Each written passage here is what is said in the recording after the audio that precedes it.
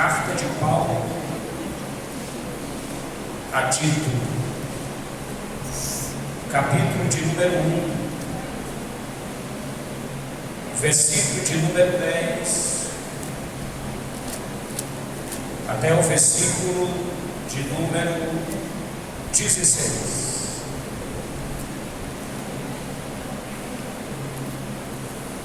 Permaneça com a Bíblia aberta para conferir os textos bíblicos. Nós vamos ser sucintos, mais práticos, objetivo esta noite. Diz assim a palavra de Deus: porque existem muitos insubordinados, pauradores, frívolos e enganadores, especialmente os da circuncisão. É preciso fazê-los calar, porque andam pervertendo casas inteiras, ensinando que não devem, por torpe ganância. Foi mesmo dentre eles um seu profeta que disse: cretenses sempre mentirosos, feras terríveis, ventres preguiçosos. Tal testemunho é exato, portanto, repreende-os severamente, para que sejam sadios na fé, e não se ocupem com fábulas judaicas, nem com mandamentos de homens desviados da verdade. Todas as coisas são puras para os puros, todavia, para os impuros e descrentes, nada é puro, porque tanto a mente como a consciência deles estão corrompidas. No tocante a Deus, professam conhecê-lo, entretanto o negam por suas obras. É por isso que são abomináveis, desobedientes e reprovados para toda boa obra. Amém. Meus amados irmãos, a Bíblia, ela nos ensina a viver, a conhecer e a nos desviar do mal e das coisas que não edificam a nossa fé, que não edificam a vida cristã das pessoas. Paulo aconselhou a Tito com respeito a esses elementos, a estas pessoas insubordinadas, pessoas desobedientes e, como diz o apóstolo, reprovados para toda boa obra.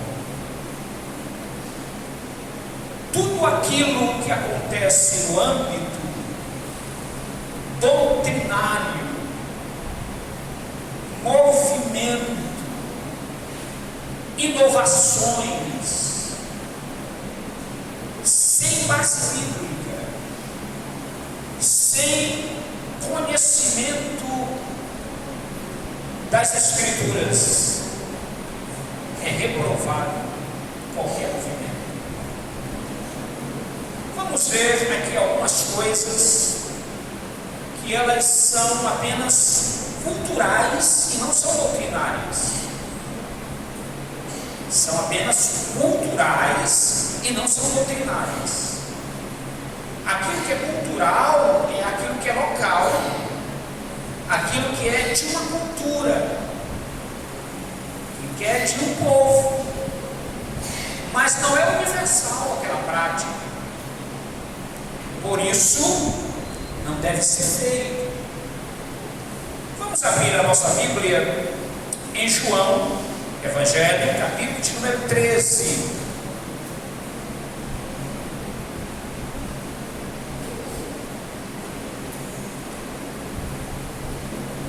Evangelho de João, capítulo de número 13.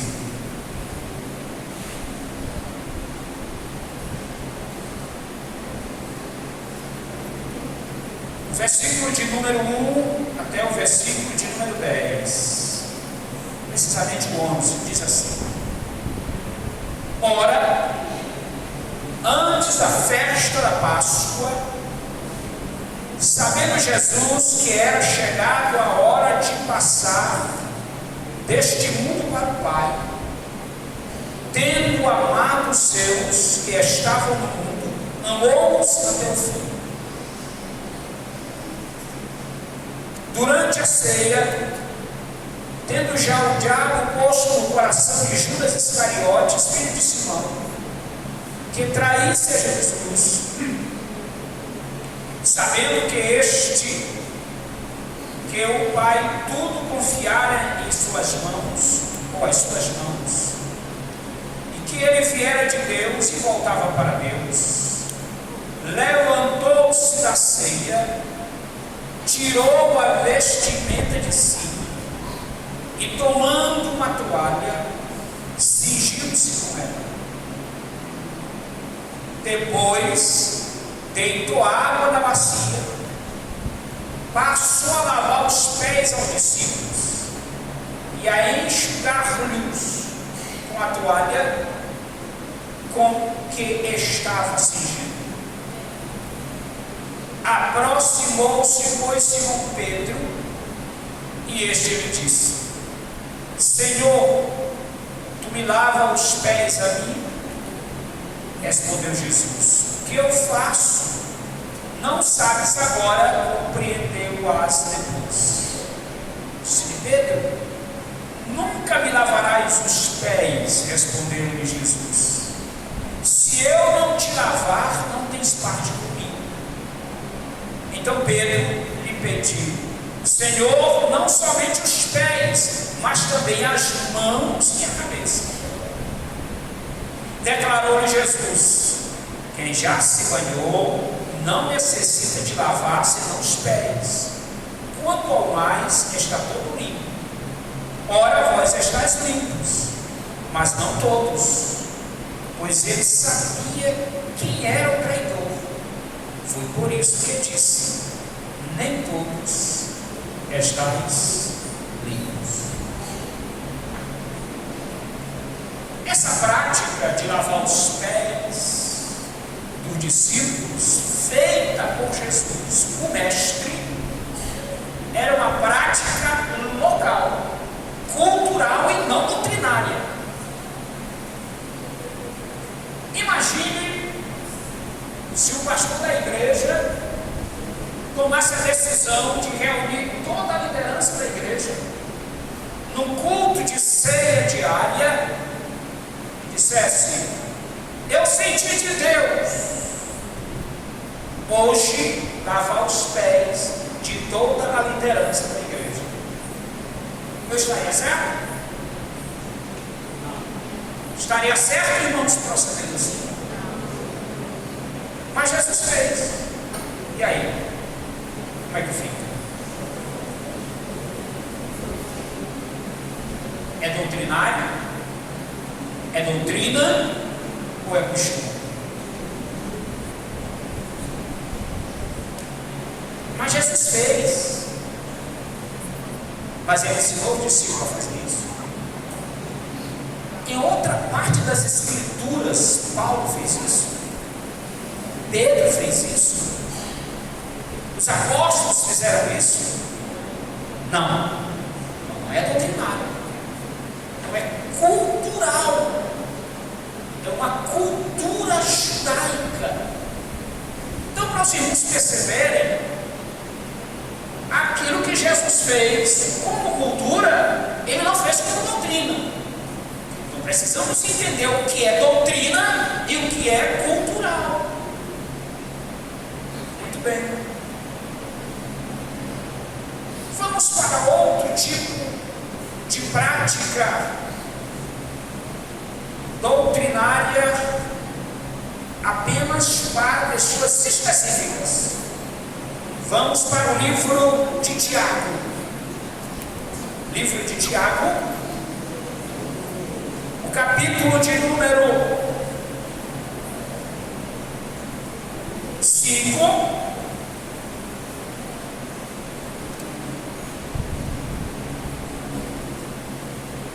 o versículo de número 14 em diante. Diz assim a palavra de Deus: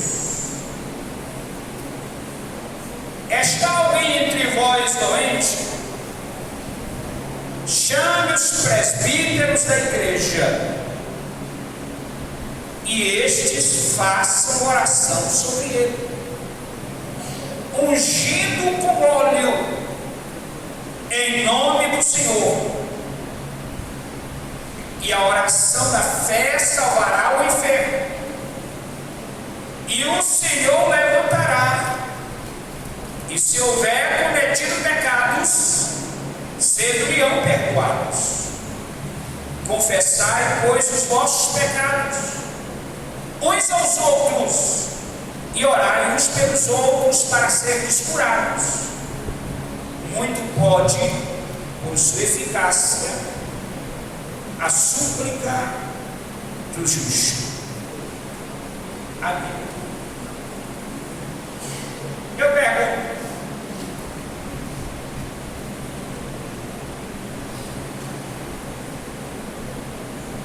eu tenho um vidro de óleo, e aí eu vou orar, apresentando a Deus esse óleo, para ungir os doentes.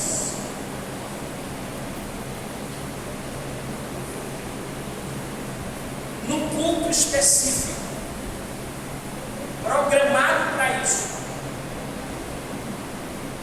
Eu estou certo doutrinariamente? Estou certo? Ou não? Sim. Por que eu estou certo? Por que eu estou certo? Quem é que o texto diz que tem que fazer isso? Quem é? Presbítero da igreja. O ofício pastoral do pastor: ungir doente. Mas se eu, o diabo, pegar o óleo, apresenta ele a Deus e unge os doentes, está correto? Está correto? Por quê? Por quê? Porque não é o ofício dele fazer isso. A Bíblia está dizendo que é do pré-bíblico, não é do diabo. Se qualquer outra pessoa fizer a mesma coisa, não está de conforme com o texto doutrinário. Mas pastor, sou membro da igreja, em comunhão. Se o pastor orar pelo óleo, e eu viajar e levar esse óleo ungido e ungir o irmão lá no interior do estado, eu estou certo ou estou errado? Está errado do mesmo jeito. Por quê? Porque o pastor orou apresentando o óleo, mas quem vai efetivar o trabalho não é o pastor. É a irmã que é membro da igreja, a irmã que é membro da igreja. Está errado também. Então é específico. É específico. Isso aqui é doutrina. Outra coisa: se chegar um pastor na área 29, num culto que o pastor oficial da igreja não tiver, e ele pegar o óleo e ungir os irmãos, está certo? Está certo? Não está certo.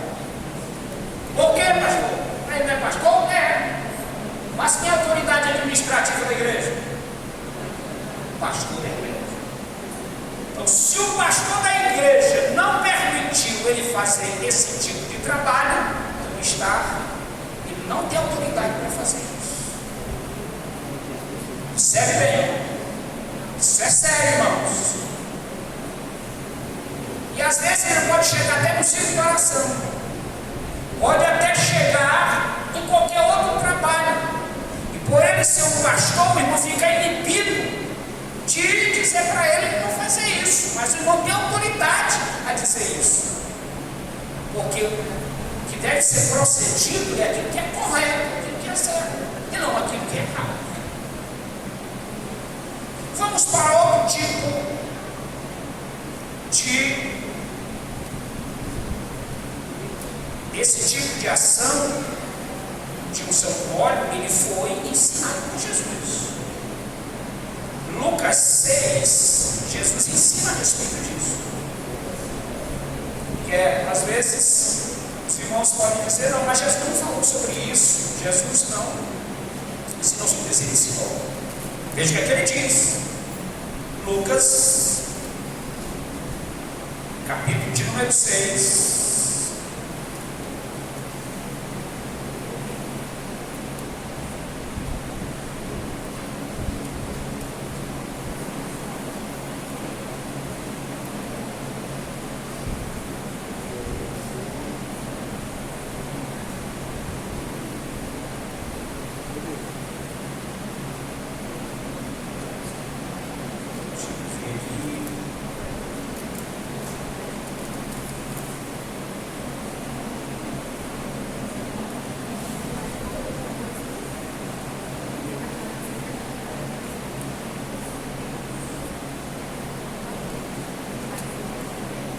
Jesus chama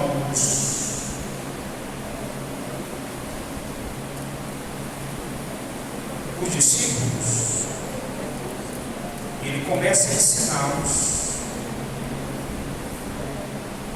a respeito das missões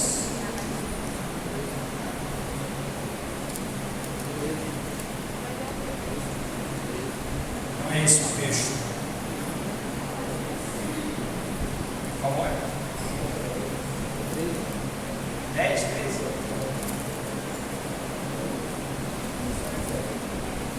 Sim.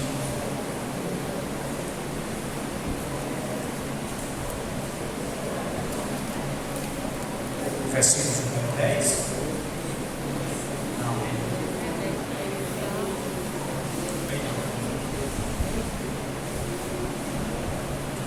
Mas Jesus, ele diz ao discípulo o seguinte: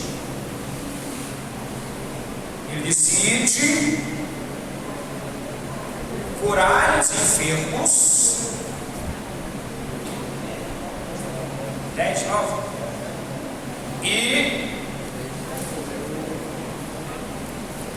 ungir eles com óleos. Lucas 10, 9. Curai os enfermos, e dele houver anunciados. Não é esse mesmo. Ele diz claramente que era para os discípulos ungir com óleo os doentes, os enfermos.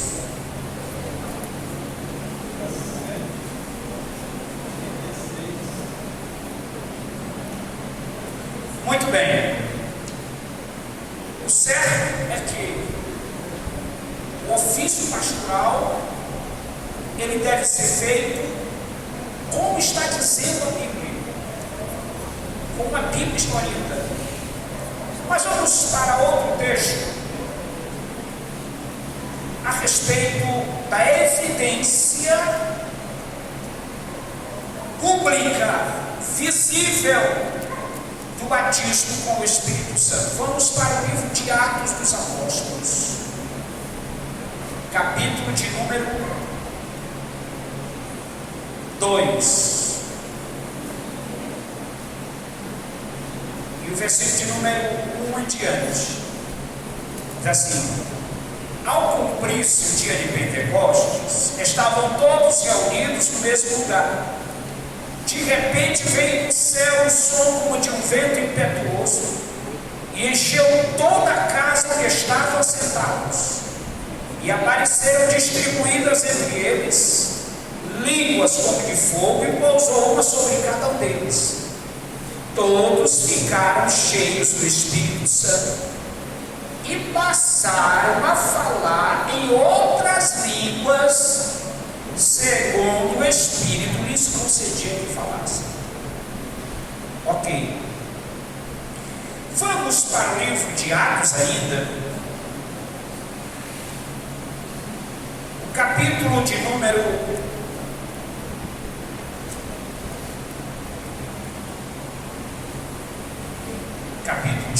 10 e o versículo 44.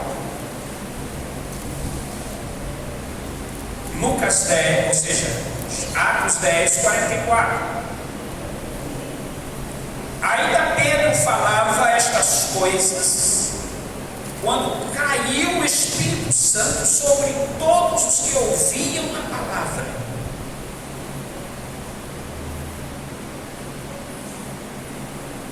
A palavra. E os fiéis que eram da circuncisão, que vieram com Pedro, admiraram-se, porque também sobre os gentios foi derramado todo o Espírito Santo, pois os ouviam falando em línguas e engrandecendo a Deus. Eu pergunto: no dia do Pentecoste, qual foi o sinal visível e público do batismo com o Espírito Santo? Falar em outras? Se esse mesmo Espírito que se manifestou no dia de Pentecoste se manifestasse na casa de Cornélio de forma diferente, seria batismo com o Espírito Santo? Seria? Não. Por que quando o Espírito se manifesta na casa de Cornélio e eles falam em outras línguas, foi batido com o Espírito Santo? Porque foi igual ao dia de Pentecostes. Se fosse diferente, não era.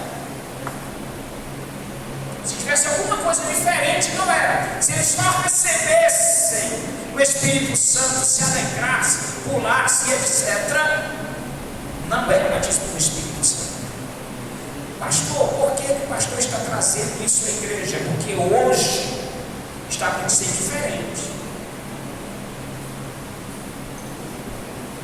Aí uma sai de lá da porta, vem aqui pulando, e aqui etc., levantando a mão, aí se alegrou, aí não falou em outras línguas. Aí que batismo com o Espírito Santo é esse? Você fala em outras línguas.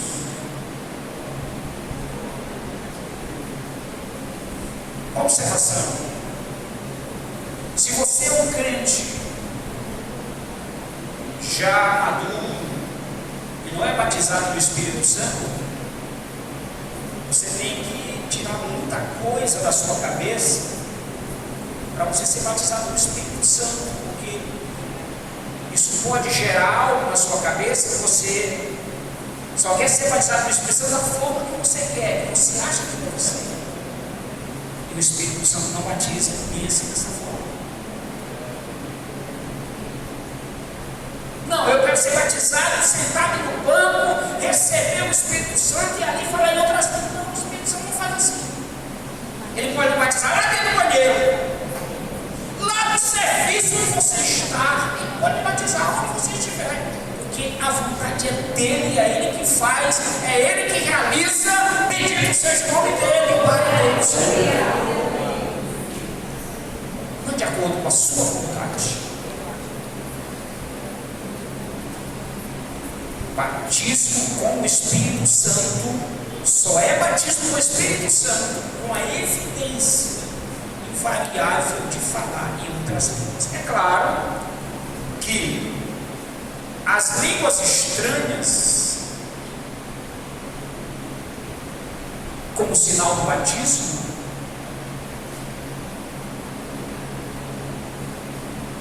é obrigatório você falar 24 horas línguas estranhas.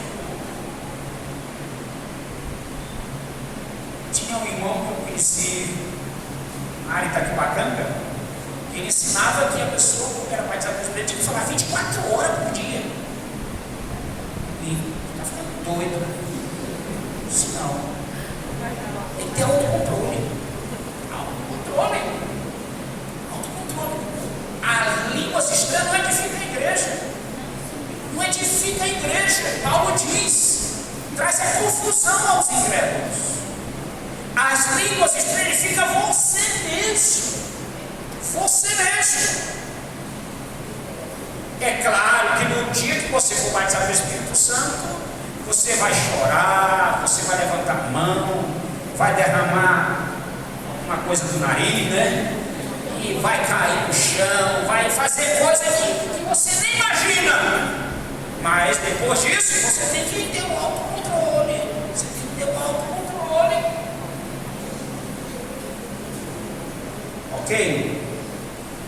Finalmente, nós temos muitas coisas a falar ainda, mas vou ficar na última. Vamos para o livro de Atos, ainda, capítulo número 13, versículo de número 3. Diz assim: então, jejuando e orando, e impondo sobre eles as mãos, os despediram. Oração com imposição de mãos. Ainda no livro de Atos dos Apóstolos,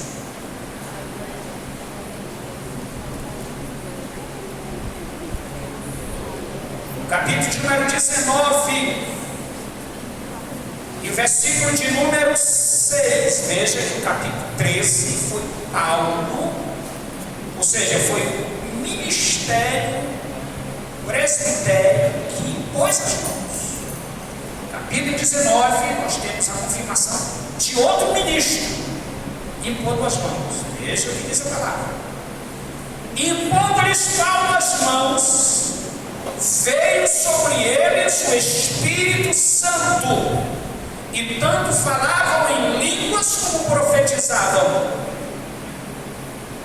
Impondo Paulo as mãos, veio sobre eles o Espírito Santo.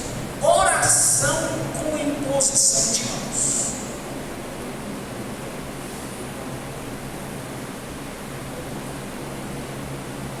Só em lugares específicos, em horas específicas, pode-se fazer esse tipo de oração. E quem deve fazer é o ministro.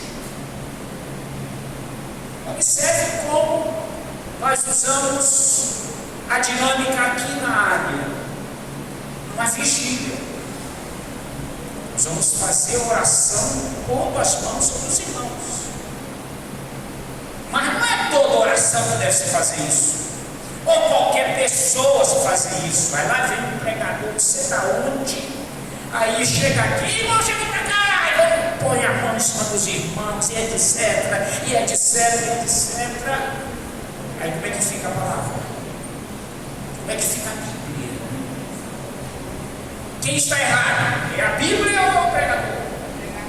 Então a gente tem que fazer a base, tem que ir para a Bíblia. Se você tiver qualquer revelação, ou qualquer irmão com revelação na igreja, com profecia na igreja, seja o mais santo que for, o mais consagrado que for, mas se tiver contrário à palavra, rejeite a profecia, rejeite a revelação, não é de Deus. Tem que estar em consonância com a palavra. A palavra é o fiel da balança. Por isso, quando há profecia na igreja, os irmãos têm que calar a boca. O irmão está sendo usado como profecia. O irmão, eu glória a Deus, glória a Deus. Vamos calar a boca e vamos ouvir o que Deus está dizendo. Se é Deus mesmo. Então, erros doutrinários. Outra coisa,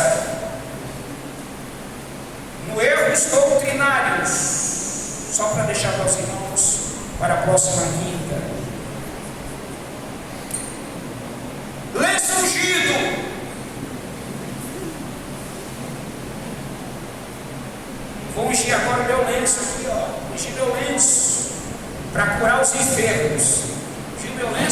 os enfermos, baseado naquela passagem de Atos que Paulo usava os aventais para curar os enfermos.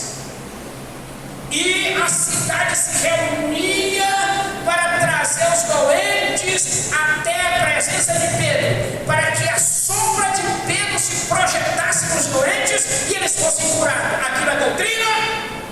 Não. É o que, pastor? Aquilo foi um ato isolado do ministério de Pedro. Foi um ato isolado do ministério de Paulo, mas não é doutrina. Não é doutrina. Não deve ser praticado isso como doutrina.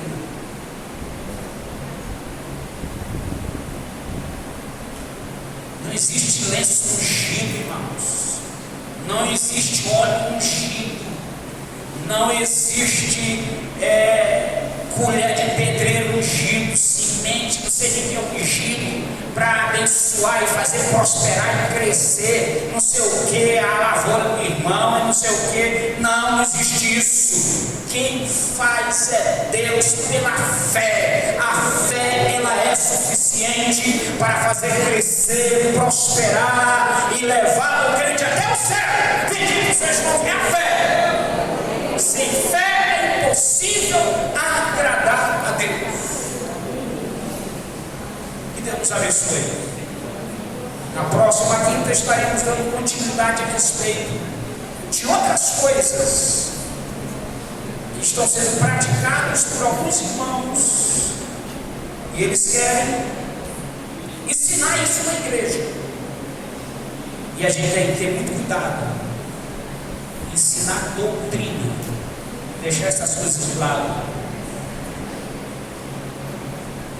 Isso de lado, isso não edifica. Fábulas profanas e de velhas caducas que não edificam a igreja. Deus nos abençoe. Amém?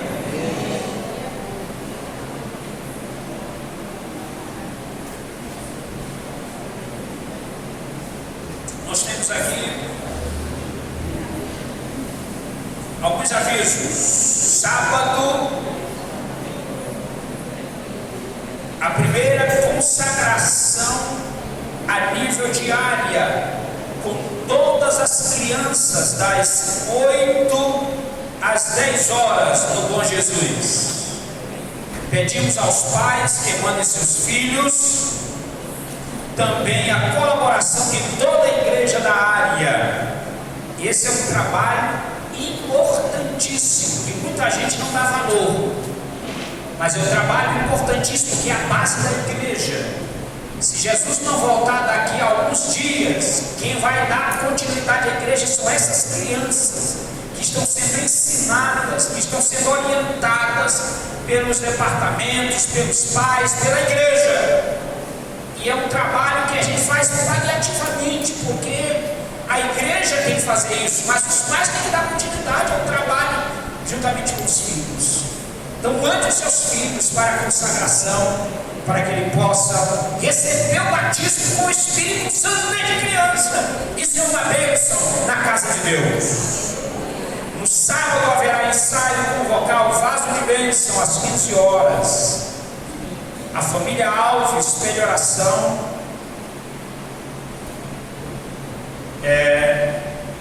Ainda pela perda do Silvio Alves, que partiu no dia 23 de 2023. A oraremos, pois, pelos familiares do irmão Gilvão. Partiu aí o seu irmão, o Silvio Alves, muito conhecido em São Luís, no Maranhão e no mundo inteiro. Era um grande repórter, trabalhava na área policial, repórter policial, e partiu. E oremos, pois, pelos familiares. Na segunda-feira haverá,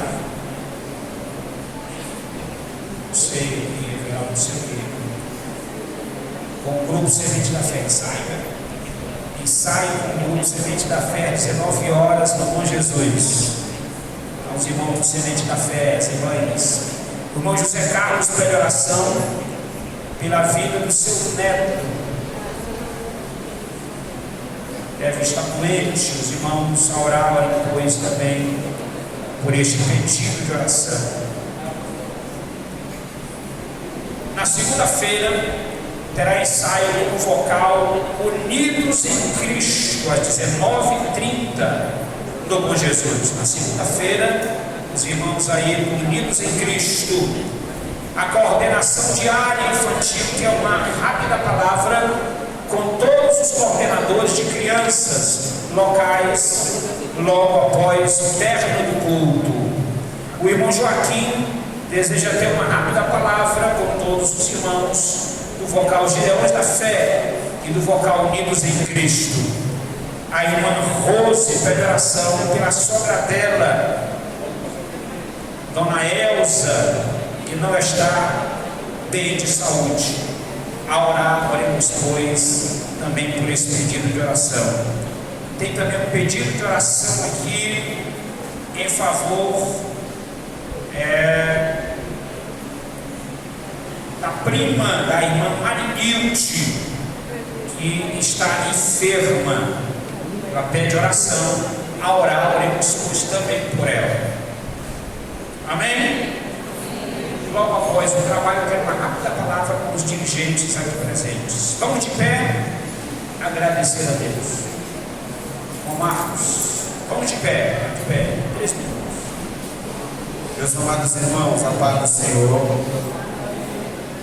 Mocidade está agora aberto a nossa próxima programação. Saímos aí de uma programação a nível diário e agora nós iremos focar no nosso retiro dia 7, 8 e 9 de abril. E o que eu peço a cada um de vocês é que vocês se esforcem para fazer logo as suas inscrições, para que nós da coordenação possamos ter aí mais tranquilidade referente a tudo aquilo que envolve ao retiro, né? Faça a sua inscrição, não perca tempo, o tempo passa muito rápido, logo nós já estaremos chegando aí a Semana Santa, que é o período do retiro, e portanto não deixe para fazer a sua inscrição na última hora. Além de ser uma tribulação para você mesmo, é para nós também da coordenação, porque nós contamos com as inscrições dos irmãos para nós podermos comprar tudo aquilo que é necessário ser comprado e pagar tudo aquilo que é necessário ser pago referente ao retiro. Agradeço a oportunidade em nome de Jesus. Muito bem, meus irmãos. No sábado teremos a aula inaugural do curso de capelania. Então, os irmãos que fizeram as suas inscrições devem estar presentes nesta aula. Vai ser às 8 horas da noite? E amanhã? 8 horas da manhã?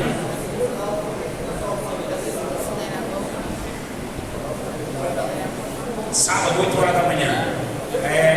Os irmãos devem se dirigir. Sabe o endereço que os irmãos quiserem inscrição, né?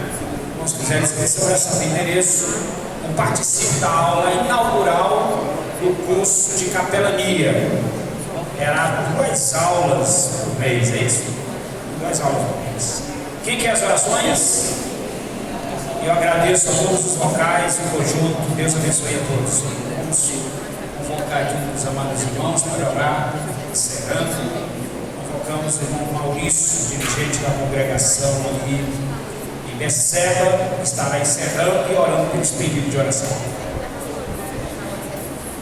Maravilhoso e eterno Deus dos céus e da terra, te louvamos, Senhor, e te agradecemos nesta noite por todas as bênçãos alcançadas e recebidas, meu Deus amado, através da boa e poderosa ministração da tua palavra, pelo teu servo, Senhor, redendido. Deus amado, pela bondosa mão do Senhor sobre cada um dos teus servos, abençoando, dando graça, dando saúde a cada dia, Senhor, e pela presença ainda do teu Espírito Santo sobre a nossa nossas vidas, Senhor, de maneira especial, de maneira gloriosa, Senhor. Meu Deus, e vimos milagres operando nesta noite nos lugares espirituais. Deus amado, agora os pedidos de oração dos servos, Senhor, confiando, Senhor, na oração, na intercessão, Senhor. Dispensa a tua mão, Senhor, o teu milagre, meu Deus amado, em qualquer um desses pedidos, Senhor amado, que o Senhor esteja operando, Senhor. Se for tua enfermidade cura, se for porta abra, Senhor, aleluia. Se for algum processo judicial, meu Deus, abre as portas, Senhor, nesta noite, para que teus servos recebam, meu Deus amado, aleluia, aquilo que eles têm confiado e buscado no Senhor. E assim, Deus amado, leva teus servos para os seus lares, abençoa a tua igreja congregada nesta noite. Deus amado, te pedimos essas bênçãos, Senhor, te agradecemos agora e para sempre. A graça de nosso Senhor Jesus Cristo, o amor de Deus, a comunhão e a consolação do Espírito Santo seja com todo o povo de Deus hoje e sempre. Amém. Deus continue abençoando os irmãos e as irmãs em nome de Jesus.